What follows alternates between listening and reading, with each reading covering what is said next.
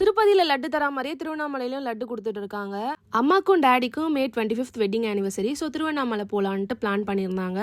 அதே மாதிரி நாங்களும் கிளம்பி போயாச்சு. இங்கேருந்து ஸ்ட்ரெயிட்டாக எங்களுக்கு திருவண்ணாமலைக்கு பஸ் இருக்குது. பட் திருவண்ணாமலைக்கு போகணுன்னா இங்கேருந்து ஒரு 5 to 6 hours ஆயிடுச்சு. ஸோ 9:30 மணிக்கு கிளம்பணும். அதுக்கப்புறம் அங்கே திருவண்ணாமலைக்கு ஒரு 4 மணி போல் அங்கே ரீச் அவுட் ஆயாச்சு. 4 மணிக்கு ரீச் அவுட் ஆன டைமில் பார்த்தீங்கன்னா லஞ்சை முடிச்சுட்டு கொஞ்சம் காஃபி குடிச்சிட்டு ஸ்ட்ரெயிட்டாக கோவிலுக்குள்ளே போயாச்சு.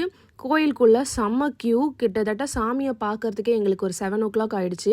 4:30க்கு நாங்கள் க்யூவில் நிற்க ஆரம்பித்தோம். 7 o'clock தான் சாமியை பார்த்தோம். திருவண்ணாமலை சுற்றி நிறைய கோபுரம் இருந்துச்சு. நம்ம பார்க்கும் போது ஒரே கோபுரத்தை பார்க்குற மாதிரி இருக்கும். ஆனால் நிறைய டைரக்ஷனில் நிறைய கோபுரம் அங்கே இருக்குது.